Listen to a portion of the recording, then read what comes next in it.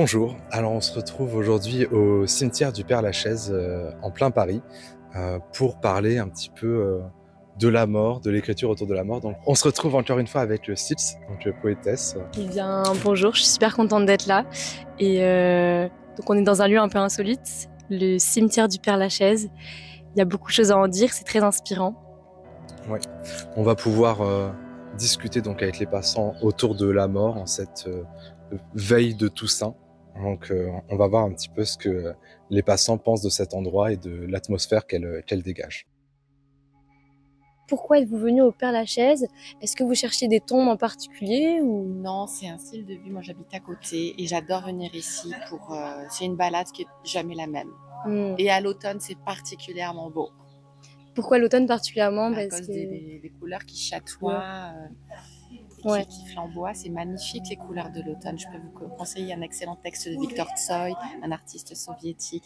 Krasny Zoltyn.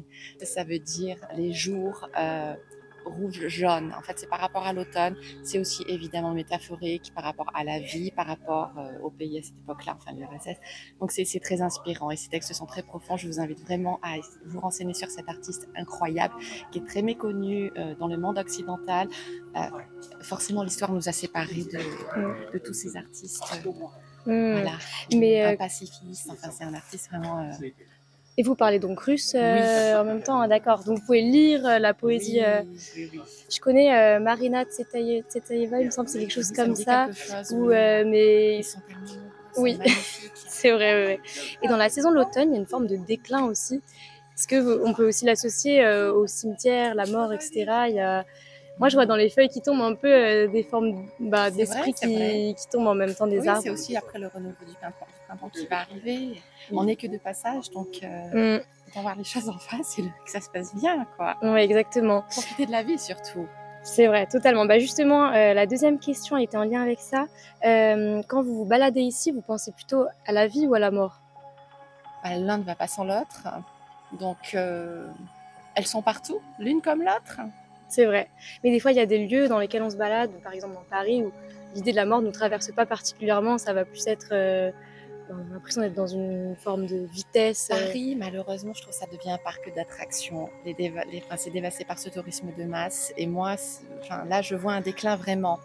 Ici, je ne vois jamais ça au Père-Lachaise parce que c'est un endroit que je connais très bien parce que j'habite dans le quartier et que je ne cesse de redécouvrir. Et j'adore voir sur toutes les tombes tous ces grands, les personnages connus, etc., qui ont leurs fans, qui ont toujours un petit mot, quelque chose. Il y a toujours le passage de la vie qui traverse cet endroit. Et je ne vous parle même pas de tous les animaux qui vivent. Apparemment, il y a des renards, etc. Puis tous les oiseaux qu'on entend. Non, ici, c'est pour moi un lieu hautement inspirant. Et puis, c'est aussi l'art funéraire au fil du temps. Même dans ce rapport à la mort, ici, je pense qu'on a beaucoup de choses à apprendre d'autres. C'est vrai. C'est un questionnement qui doit être élargi, pas seulement sur... pas seulement sur le lieu en tant que tel. Voilà, c'est ça. Et justement, qu'est-ce qu'être vivant selon vous? C'est déjà apporter de l'intensité tous les jours, avoir conscience de ça. Et ça passe évidemment par la poésie. Vous en lisez beaucoup de la poésie? Pour moi, c'est au-delà de la lecture et de l'écriture, c'est, comme je disais, un beau texte qu'on découvre. Là, ça inspire beaucoup. C'est un moment où on est dans la recherche. En plus, moi, j'adore étudier les langues, donc j'apprends aussi comme ça et je suis hyper stimulée. Et puis, c'est partout. C'est à travers, je vous disais, le chant d'un oiseau. La Paris, ce matin, est extrêmement claire. C'est assez rare d'avoir une vue aussi dégagée. Ça ne va pas durer parce que les nuages reviennent et la grisaille. Ça va être bouché la semaine prochaine. Et là, ici, j'adore cette vue parce que quand on arrive à voir le fond des petites collines, ça veut dire que c'est assez clair. D'habitude, on voit plus la pollution que la clarté. Donc ça, on peut dire que c'est un beau moment de poésie. C'est vrai, ouais. C'est une façon aussi d'être au monde. D'habiter le monde. Mais oui, bien sûr. Captiver l'instant, quand on est capturé, je veux dire l'instant. Oui. Ouais. Et aussi, ça touche au rapport du temps, ce qu'on fait de son temps. Ne pas perdre son temps dans des choses... on nous pousse beaucoup sur ces choses internet, ultra consommation, surtout à Paris, on est cerné, on est très sollicité, et de capter cette nouvelle chose qui est le marché de l'attention, signe des temps, quoi. Donc avoir conscience de ça. Se promener, ce serait pas une perte de temps, donc bien sûr que non, c'est indispensable, je trouve. C'est vrai, c'est vrai. C'est vital, justement. Bah, écoutez, merci beaucoup. Est-ce que vous auriez donc un thème, une idée? Ça peut être très précis ou très large. L'automne. L'automne, parfait.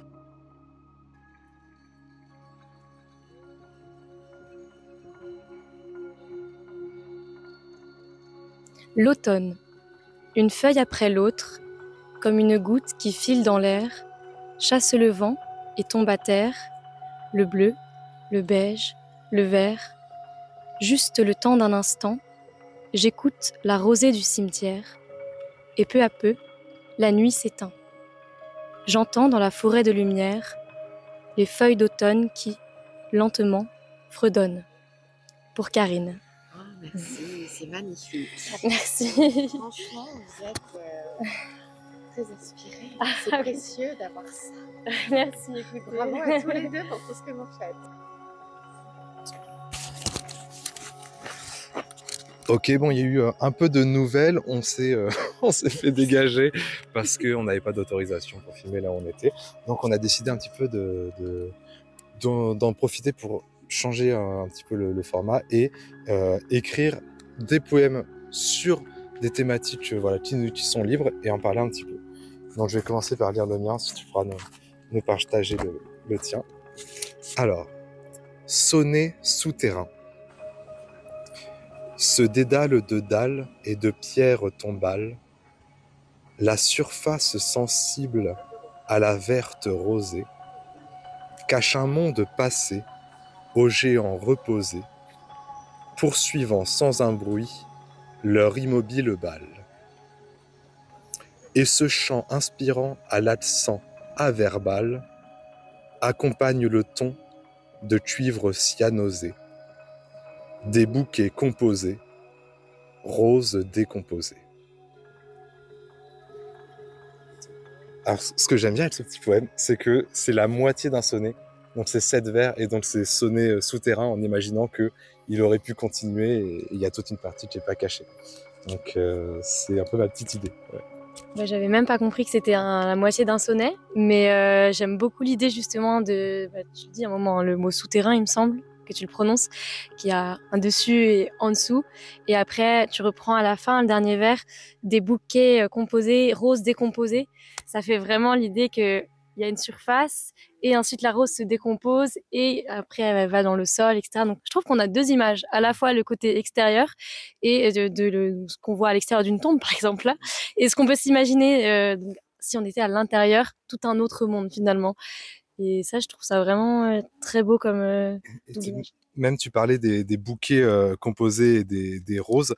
J'avais l'idée, mais j'ai pas pu le faire, mais de parler des racines. Et par exemple, des bouquets de racines. J'ai un peu cette image, tu vois, un peu d'inverser les choses.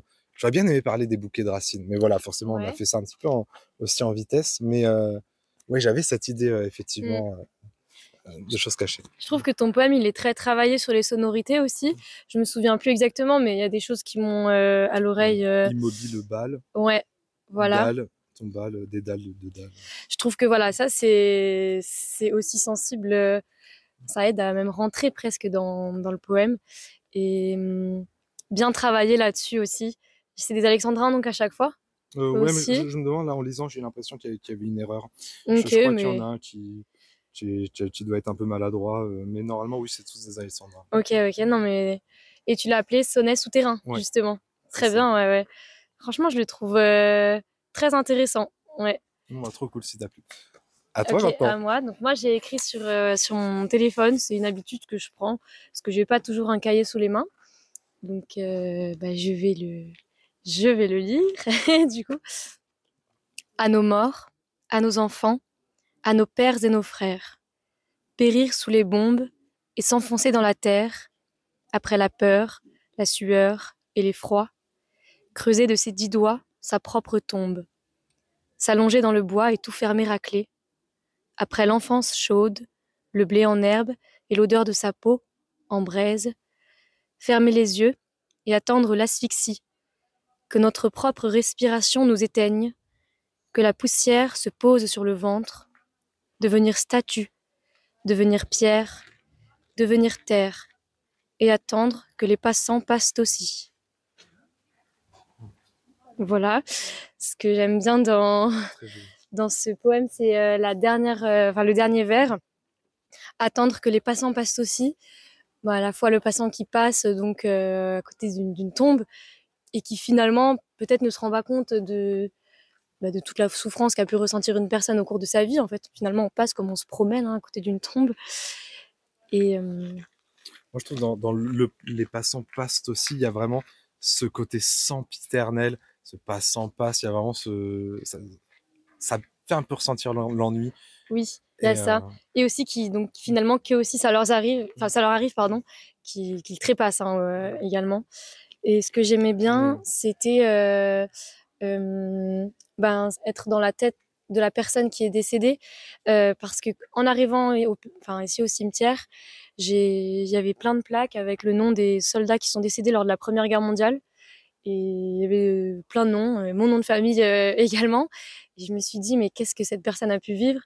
Et voilà, m'imaginer un peu ça, quoi, d'être à la place du mort, finalement. bah, ce qui aide bien à se mettre à la place du mort, c'est d'utiliser des infinitifs. Mm. Ça rend la chose froide et intemporelle en fait, et impersonnelle. Donc ça ramène l'aspect personnel des expériences, qui sont des expériences sensibles dans le poème, Mm. à un aspect universel. Donc clairement, dès que j'ai entendu des infinitifs, je me suis dit d'accord, je vois ce que ça fait ressentir directement, ça marche bien. Mm. Mm. Bah, deux poèmes finalement très différents dans le style, dans l'écriture, Ouais, même dans la manière de s'y prendre, sur téléphone et sur papier. ouais, c'est vrai. Après, on reste quand même sur une thématique Ouais, assez similaire, donc moi je trouve qu'ils se complètent bien. ouais, ça se Mm. complète effectivement. Merci de nous avoir écoutés. Ouais, Et on attend aussi vos analyses, potentiellement en commentaire ou voilà. c'est Qu'en sûr, il y a encore pensez-vous? plein de choses à dire. Bon, bah en tout cas, merci Sils, et à une prochaine fois. Merci d'être venu encore. Oui, merci Mm. beaucoup de m'avoir encore une fois invité et, et bon vent. Ouais. Non, je rigole. Allez, à plus.